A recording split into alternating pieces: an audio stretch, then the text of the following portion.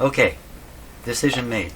I'm going to pull out, test all these tubes, find any that are bad, replace them, and then ponder more about turning it on. I think that's probably the best way to go. It's 9 tubes. That's a lot of work right there. Okay, so I'm going to show on video the first tube being done. Let's start with the rectifier tube. This was the 5Y3 that I pulled out earlier, and I want to verify these tubes at the same time. So tube diagram here, tube list, just a schematic to look at. So rectifier tube is a number 80, and I've got a 5Y3. So I'm pretty sure you can pop a 5Y3 in place of a number 80. Means somebody did this. But I'm going to have to verify this just to be absolutely sure. So one way is to look in tube substitution book here. Take a look. Number 80. Number 80.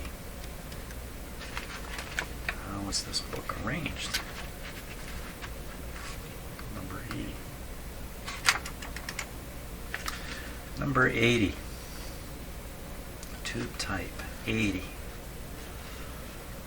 5X3, you've never heard of that. A 13, never heard of that. An 83V and an 88, never heard of any of those. 5Y3, let's see what a 5Y3. So the 80 is the kind of the early version of rectifier tubes, common in the oldest radios. And then, yeah, 5Y3 and 5Y4, I believe, came along as replacements. I'm not sure they're 5Y4 is a direct replacement. I don't think so. Not sure. 5Y3. You can replace. Oh, look at all this. All this. Oh my gosh, a huge list here. 5Y3. What are the extent? GT. 5Y3 GT can be replaced by 5AR4, 5AX4, 5CG4, 5R4. 5T4, 5V4, I've never heard of most of these, 5Z4, there's no number 80 here. So we gotta hold the fort right here. We gotta stop what we're doing and find out. Now I have some 80s, but, and I can't imagine this radio's had its, it's been altered to suit the 5Y3, but I don't know. The pinout for the 5Y3 is 5T. It's diagram 5T back here. 5T. 5, not that we need to look at it, but why not? 5T. Where's T? 5T must be over here. 5. Here we are. 5T. There's 5T. And this book, assuming this book is correct, if we go back to number 80, here we are, 80, its pinout is 4C. Uh-oh. 5T, 4C. Well, there's a huge problem here. Because a number 80 is I think it's a 4-pin tube. Certainly what this is showing, a 4-pin, I know you can't really see this stuff, I don't think. Can I even show it to the camera? No. The camera's right near a light. The closer I get, the brighter the light on it. So I got 5T and a 4C, they're totally different. Hold the fort, everybody, hold the fort. So let's just take a look. Now I've got my camera set up here for doing the tube testing, but we're just going to swing it around. When I look at the tube socket, I'm going to pull this guy out of here. Okay, so both those sockets look the same type. I'm looking to see if the socket's been replaced. This could be an updated version of this radio, along with putting in the meter down here. It may have also kind of updated things, got away from some old tubes, like the number 80 was a retired tube. This is from the 1940s, late 40s. How could they be using a number 80 in here? Am I reading this right? Number 80.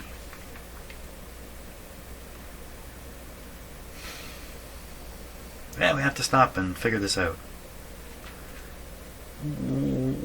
What are the chances that the 5Y3 is inappropriate? Probably pretty low, very low. There's probably no problem with it. The set one way or another has been altered to suit the 5Y3.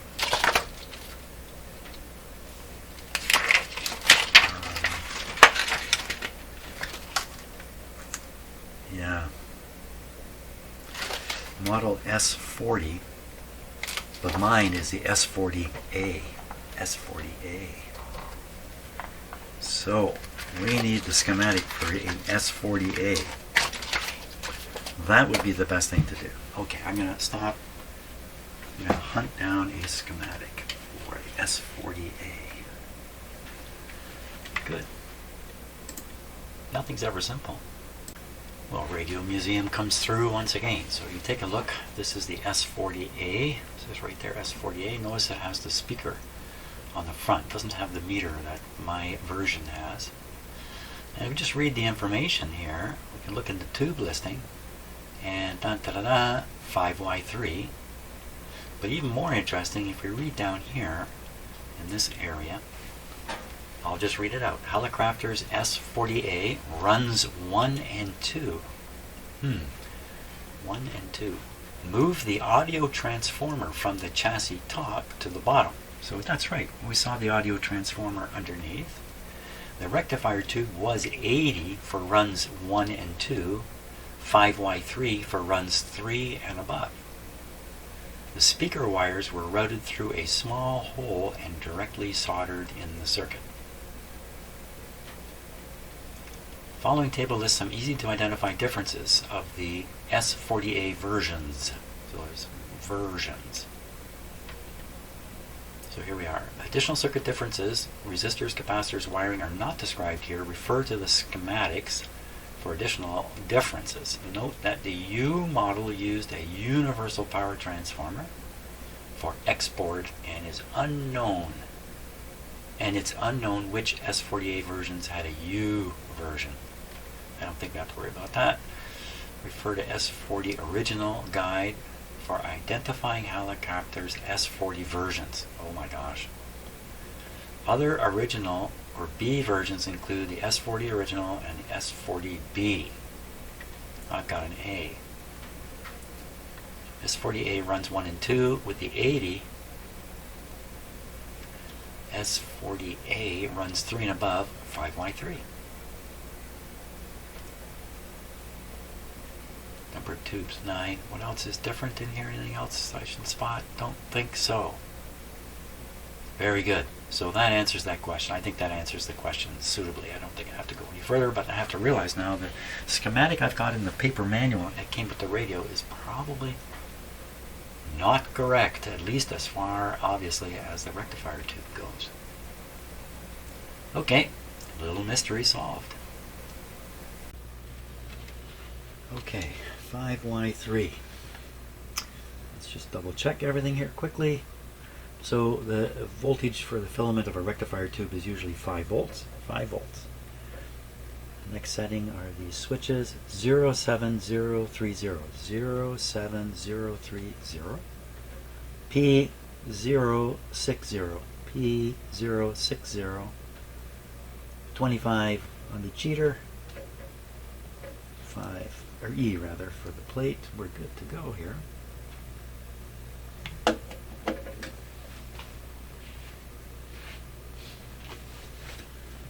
Moment to warm up. So to do a rectifier tube, we're pushing this switch. A regular tube or amplifier type tube, we're pushing this one. With rectifiers, we're pushing this. And all we got to do is get up here where it says rectifiers OK. We got to get up in this area here. You can see that? Yeah, you can read that. Okay, first we check for shorts. Now there's a warning here. The letter F is in the remarks column. F means there's going to be a short. I think it's usually on number 1 setting here on the short test. So we can't jump too high if we see a short right here. That's normal. To be expected. Okay. Tube is heated up, no doubt about it. Here we go. Do you make it up here? Oh yeah. And then the other plate, because it's a two-part tube. She's a winner. Okay. That's good. Pop that out. Ooh, that's pretty warm. Yeah, these tubes tend to run hot because they have to conduct a lot of heat. Okay, I'll get the next tube ready. Okay, we're ready for the output tube. 6.3 volts. We can pop it in here, I'm pretty sure. You see the pilot light dim a touch, which means it's drawing current. So signal level 2, 46 high on the bias, 46 high, or H, 27345, 27345, 061, 1. Oh, what is that? Uh-oh, I got a mistake here. Let's pull the tube out. Right now, 6F6, 0610, 061, this is a 0, not a 6. Little piece of dirt on the plastic piece here made the 0 look like a 6. 34, F. Okay, we put it back in. Apparently nothing bad happened. You just can't tell that anything bad happened. In the camera you can see the tube is lighting up.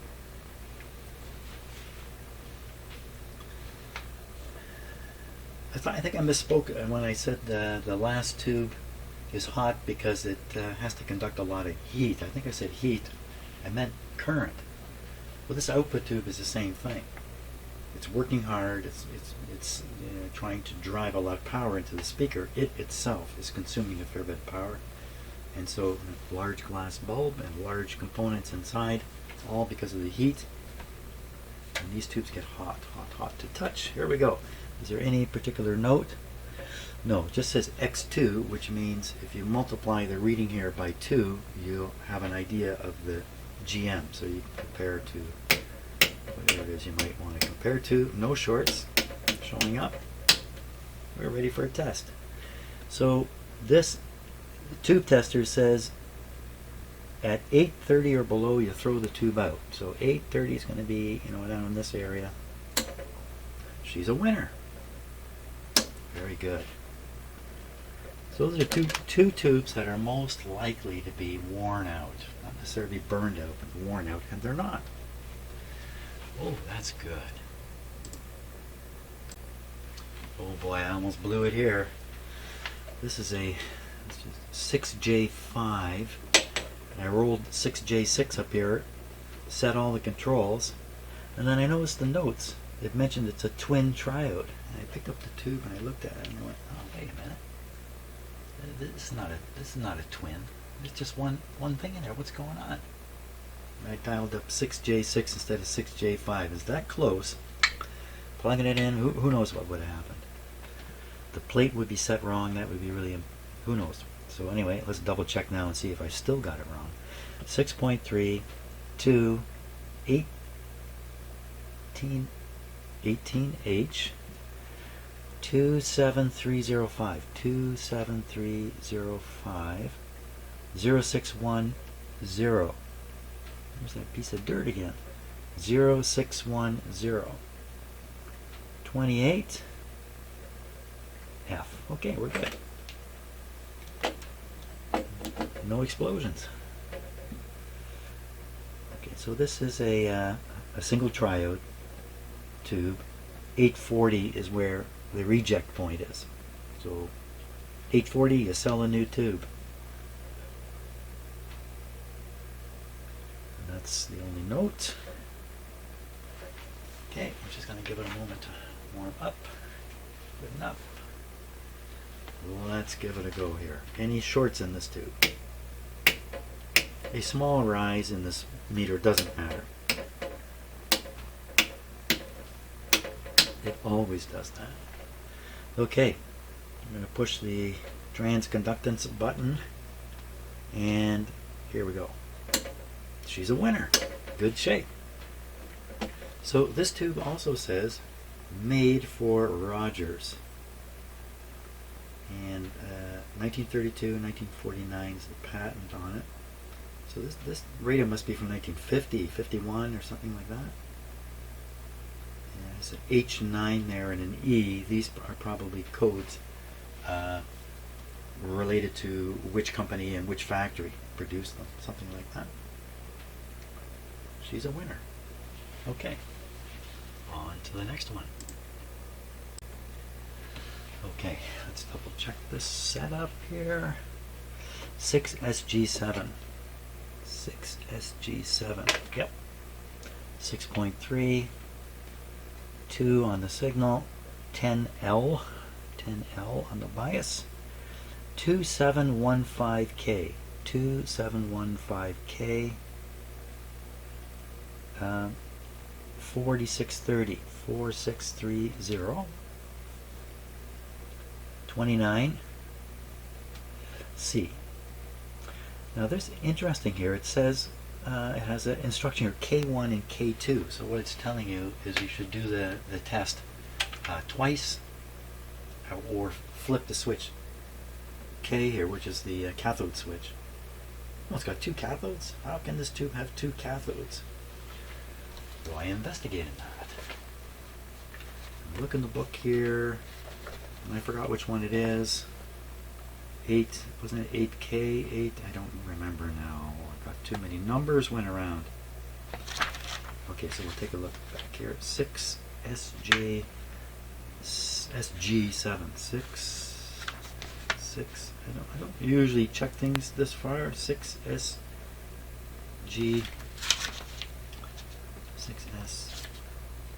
6SG. Not J, G, J, K, E, F, G. 6SG7, 8BK, 8BK, that's what it was. 8BK. How come you want 2 tests on the cathode? 8BK. Here's 8BK. And what it's got is the cathode is connected to 2 pins. So you can get at the cathode on pin 3 or get at it on pin 5. And that's what this tester is allowing you to do. You'd think it would work on one, it must work on the other. But I guess, tubes can go defective. The leads that come out of the tube and go down into the pins, they can come loose. In the pins, it's possible. And I guess, you're going to sell the tube tester. You better be doing all the testing you can on the tube. Okie doke. Any shorts? The answer is no. 6SG7. 1380 is what we should expect. So 1380, that's 15 in the middle. So 1380 is going to be about here. What are you doing? Way over there. Another winner. We have a winner. We're going to do so much winning you'll be sick of it. Okay, here we go with a little pipsqueak tube. This is quite a common tube, almost used as a detector. 6H6. 6H6. No bias involved. It's just 2 diodes in here. 2731P. 2731P. 06K0. 06K0. 39. Plate is on A. So we do a test and then we flip the P and the K switches, these 2, and do the test again because there's 2 tubes in one. This little guy has 2 tubes inside him. Or two sets of elements. In you go.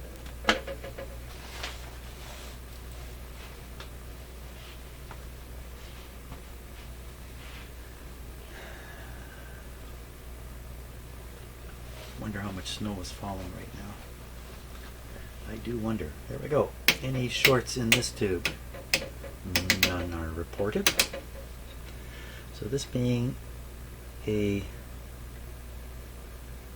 diode, we want to push the rectifier and diodes. In this case, it just has to come up to here. She's good. And the other half, she's a winner. Yeah, I told you. This could be evidence that this is a lightly used radio. Not this tube in particular, but all the tube tests are coming along fairly well. And this is also made for Rogers. Mr. Rogers. No, Mr. Rogers has nothing to do with this Rogers. Next tube. Okay, there we go. If we look at the schematic, the first tube we did, the 6SG7, is the first RF tube. Now we're doing the 6SA7, that's a mixer tube, mixing the local oscillator in. And we're going to have 3 6SK7s to do next. So we're doing the 6SA7 mixer tube. Or if you happen to be on the other side of the ocean, valve. Yeah, I know these things. Okay, let's double check now. 6SA7 2 9L 27345 27345. And I've already got the tube plugged in, so I hope I got these right. 1650 1650 45 C. Oh. Whole tube being tested at once. Reject point is 1100 about there. Anything leaking? Anybody leaking?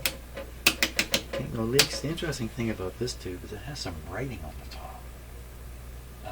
What's that all about? That would make me think that's a replacement, and it also would make me think this is a come out of another radio and into this one. So let's see what kind of condition this guy's in. 1100, right just above there. He's a winner. Oh my gosh. I could have turned this set on. Okay, now we're going to do 3 SK7 tubes in a row. That's efficiency. Okay, maybe some more confusion here.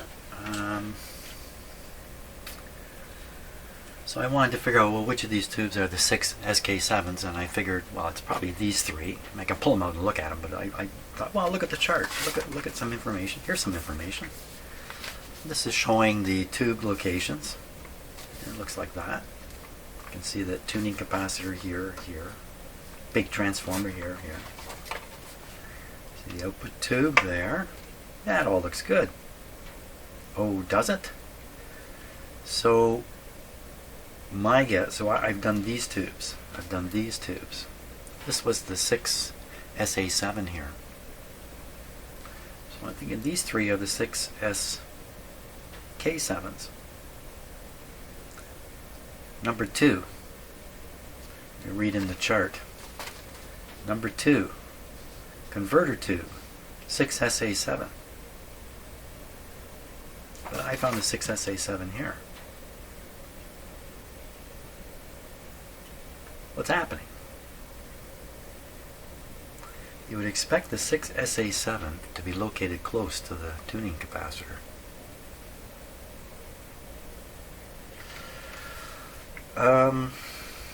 Oh, okay. Now, this is the manual for an earlier version of this radio, but how different would they be? Would they change the tube layout completely? Let's look at the IF cans here. So there's the 3 IF cans. Ding ding ding, ding ding ding. So is there a chance that the tubes have been juggled around in here? Sure. So tube 5 is probably supposed to be a 6 SK7. Tube 5. 6 SQ7. So that would be a 6 SA7, 6 K7s, 6 Q7. Well, what has happened? Somebody has pulled the tubes out, and I don't know for what reason, and mixed them up? Or is this not valid? I think we got to sort this out. I don't think... well, you know, I can continue with the tube testing, leave the tubes as they are, and carry on. Or did I just do the 6S? No. I don't, did I?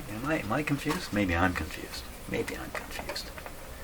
I think I'm confused. I'm confused. 6SA7. I'm confused. It doesn't take much. Okay, so 6SA7 there. This is not the 6. This is supposed to be a 6Q. Didn't I do this? Maybe I skipped this tube by accident. 6SG. 6SG7. Maybe the G and the Q look the same in here. Maybe I read it wrong. 6F. Well, here they are right here. So we're looking here at tube number 5. Number 5, 6SQ7. The 6SG7. Is there a 6SG7 in the list? 6S. There is no 6SG7 in this list.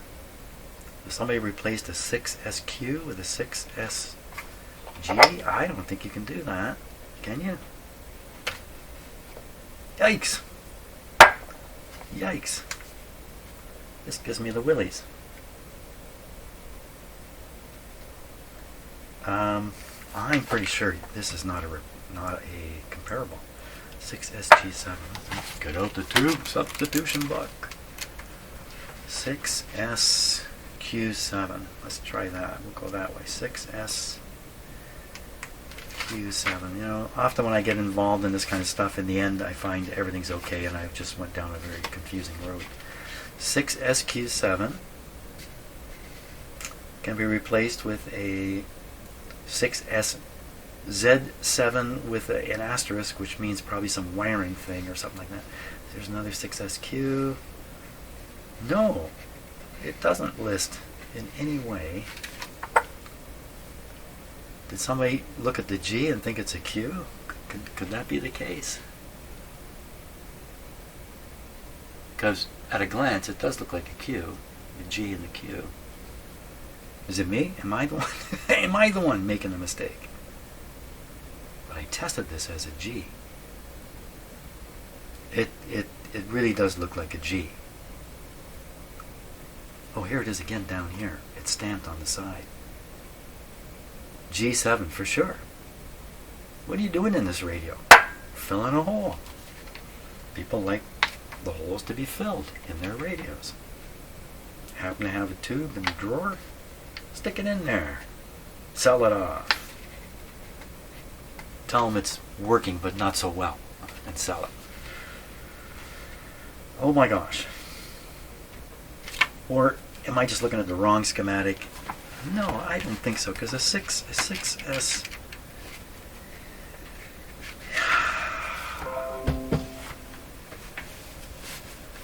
Running low on storage. Running low on copy. Well, I gotta stop. I must stop now. Okay, so my computer memory is going to run out very, very soon. But look, when I just reached over and found this tube sitting over here at 12. Oh, it's a 12SQ7. No, that's not. I thought I found. Oh, never mind. Okay, I'm gonna have to stop. I'm gonna stop the video right here. I think I've probably done enough for today. I've got to copy files off my computer and clean it up for more videoing. So thanks a lot for watching to this point, and I'll deconfuse myself. I'll get a proper schematic and carry on. Okay, see ya. Well, hi, it's the next day here. I'm about to start back on sorting out the tubes. A couple things have happened. One is I had to stop shooting video yesterday because the hard drive on my computer was getting full. My normal practice is to unload my computer onto storage drives. I usually pick up a 1 terabyte drive or something like that, and went to do that, and oh my god, my storage drive was full too. So I've had to order another storage drive, but I did manage to copy enough files off that I can carry on here for another day or two while the new drive shows up. Yeah, background stuff. Nothing to do with vacuum tubes, but something that still has to be done. So the situation here with the radio is curious, that's for sure. As I think I mentioned, from time to time I get radios with the wrong tubes in it, or random set of tubes, or tubes that are shuffled around, or things like that do happen, and that's what's happened with this radio. So I have this tube out, 6SG7, and it's sitting here where a 6SQ7 should go, and this is in no way is this a replacement for a 6Q. What's this doing in there? Maybe the 6Q is one of these. Maybe these are all mixed up. To help me out with this, the kind people at Hallicrafters etched into the chassis the tube numbers. But oddly enough, they didn't do it for all the tubes. They only did it for some. It's kind of weird, eh? So I can definitely see 6SQ7 sitting right here. Up here, 6SA7. I know just to be sure, because 6SA7 is here. Okay, here now. It's just so strange. Okay, so they didn't label it here. Why did they label a couple of them but not the rest of them? So they labeled this one, and this one. Well, why wouldn't they do the same thing with the rest? Or am I blind and I don't see what's obviously there?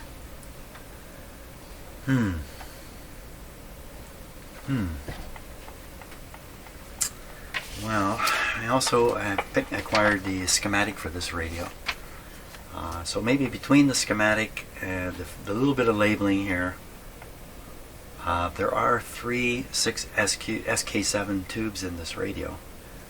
They've labeled these. These are probably the 6. Did I say Q? 6 SK7s. The 3 of them here. The 3 6 SK7s. Oh, that's difficult English there. I'm looking again to just see if am I blind or something. I can't. Very odd. Very, very odd to me. And these labels are written facing this way. So if you looked at them from back here, which would be the normal thing if you're changing tubes. Actually, no. On this one, you open the top drawer and look down upon it. Okay, that's helpful. Well, let's see what these are. Now I'm not gonna change their. Ooh, that sounded just terrible. What was that? This is a 6SG7. What? 6SG7? What's this guy? 6SK7, okay, which I think is correct. And then this one here. 6SK7. So is a 6SG7 a replacement for a K? So I believe the KS7 is a simple tube. I think it has a screen in it. Okay, so I got to do a little more research here to find out what is this doing there. It could be somebody looked at it and the G looks like a Q. Maybe I mentioned some of this on the video just moments ago from yesterday, but I don't recall for sure. The 6J5 is correct. Of course, the output tube is correct. It has a label on it, and this is also correct. This is the rectifier tube. How do I even know that's in the right spot? Because I've looked at this diagram. So in this diagram, tube number 5 is a 6SQ7. Okay, so that matches what's stamped on the radio. Then you have the 6H6 little tube there. And up here, tube number 2, according to this, is a 6SA7, and it is. And that would leave 1, 3, and 4, 6SK. 1, what? That's a 6SG7 there. 2, no, 3. 3. This is really mixed up.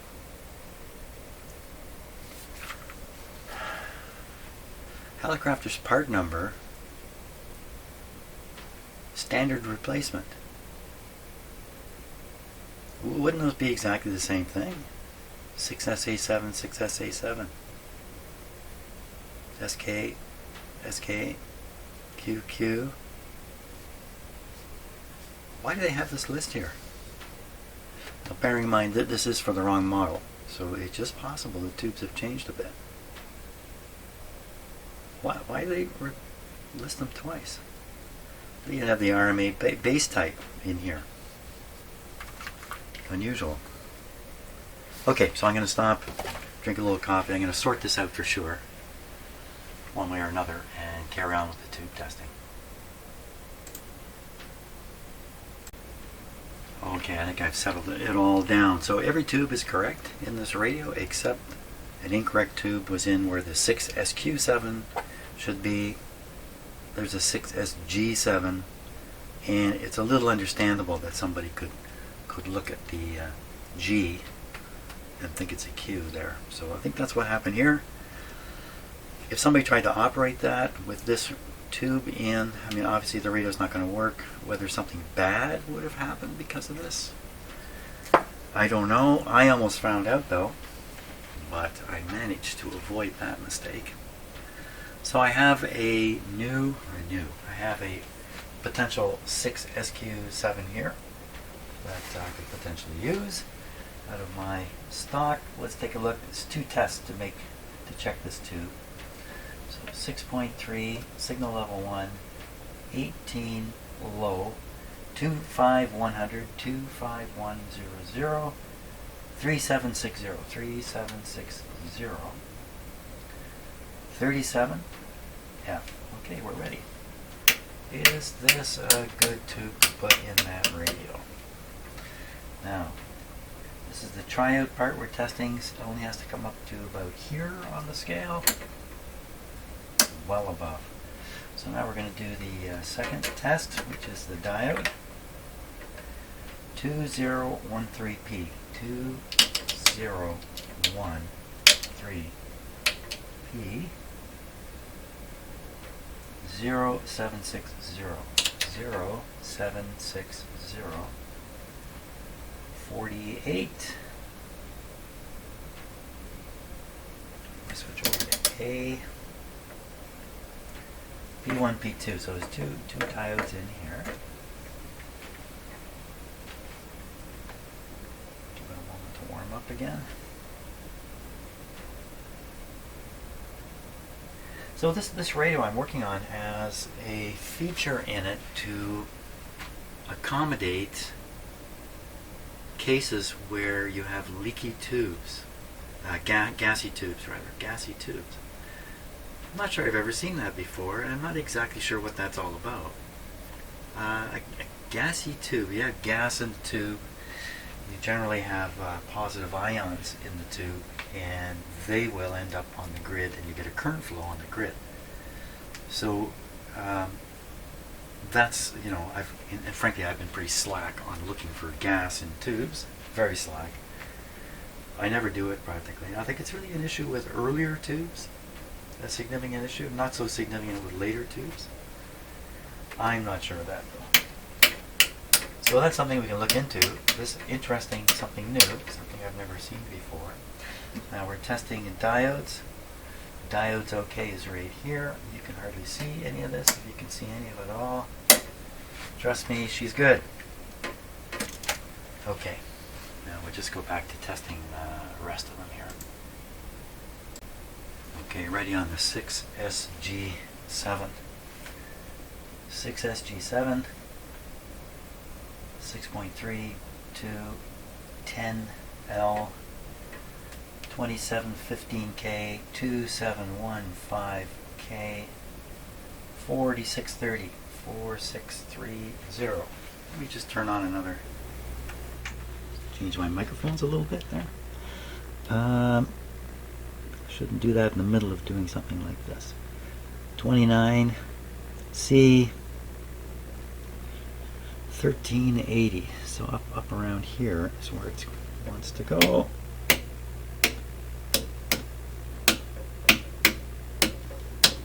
Okay, no shorts.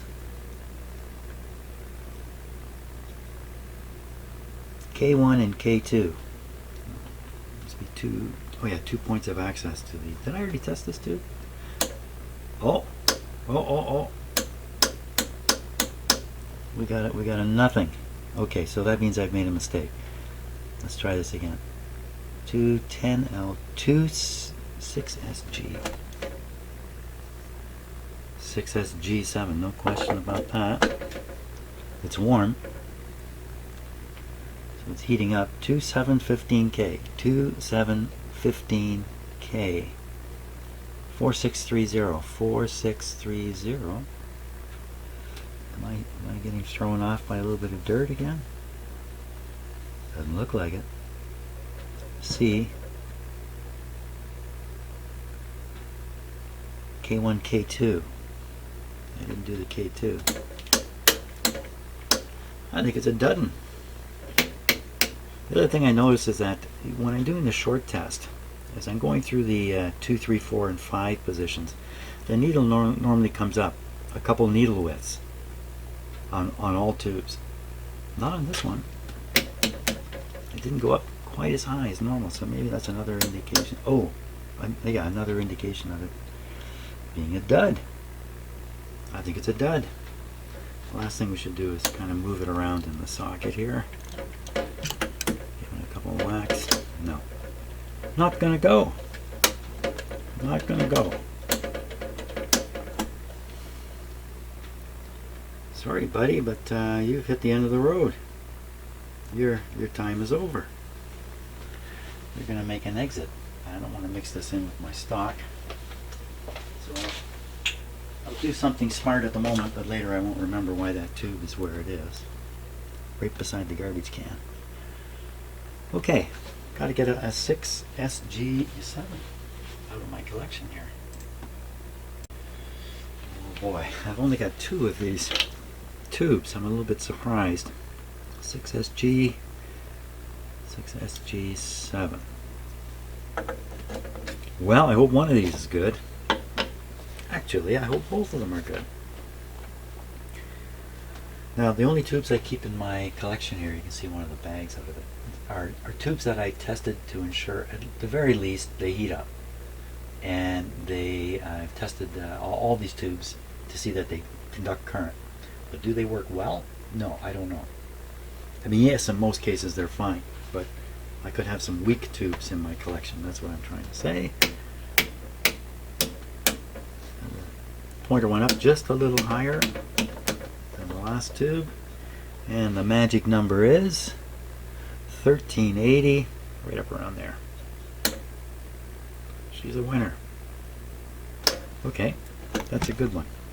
I'm not going to test the other. I know it's at least a workable tube. Okay, so that's going to go into the radio here. This will make the radio happy. That's 2 tubes now. Two tubes that were in trouble. 1 dead and 1 incorrect. Which is really a very odd thing. Okay, next 2 are 2 SK7s. Okay on the K7. You know, it certainly has been the case for many radios I've fixed where I reserved the tube testing till pretty late in the game. Lucky I went ahead with this early in this one. So the 6SK7 in. We're going to check 210L 17251 17251 4630 4630 44 C 1520. So it's going to come right up in the middle of the scale here. Okay, any shorts in this guy? No. Are you ready? Wow! Whoa! Holy smokes! I'm jumping right over. Hot diggity dog. This is a good tube. Now, the next one is also a 6SK7, so I just pop it right in. First, pop it out here. Okay. Nothing like testing your particle accelerators in the morning. Okay,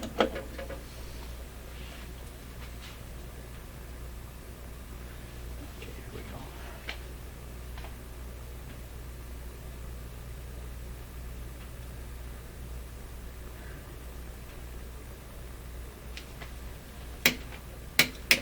I love the smell of old radio equipment in the morning. It smells like fun. Okay, we're ready. What about you? Wow, he's just like the other guy. Get him in there. Do I have this set right? 44, I'm sure I do. 44. Excellent. Two good tubes. Are we left with any to test? We are not. We've hit the end of the road of the tube testing. So we now have a radio full of good tubes. Okay, we don't know about the rest of the parts, but we know the tubes are going to work. So, the question is, would you start a radio up like this? Sorry about the meter there. Would you start a radio up like this and make that disappear, even do it live? Wow. Would you start a radio up like this? You know, there's no ridiculous damage here. These capacitors don't look horrifying. That doesn't guarantee much. I think it would be fun to start it up. Yeah. So I'm going to drink some coffee, review my decision just now, whether it's a smart thing to do or not, and then probably come in and we'll start this guy up and see what kind of sound comes out of it. Okay, just dawned on me that I pulled this 6 SG7 out of the radio where it should have been a Q, and I don't think I ever tested this tube. This can go in my collection and replace the one I took out, if it's good. So let's find out here. I better double check this, because whenever I don't double check things, that's when bad things happen. 2715K, 2715K. 4630, 4630, 29 C. Okay, once again, no shorts. That's a goodie. Okay, fantastic. So I could have just moved this into the correct spot in the radio to replace the dead one. But instead, this is going to go into my collection. Okay. What about this radio? So I've hooked up the speaker. I realize it's got this weird switch on the front, which I don't know which setting is which on it. Maybe I can bypass that. You know what, I can. I just move this clip. Well, this clip here. One. Ah. So what have we got? Well, it's one of these two. Which one is it? Or it's one of these two. Take your choice. I'll twist it up. Okay, back the way we were.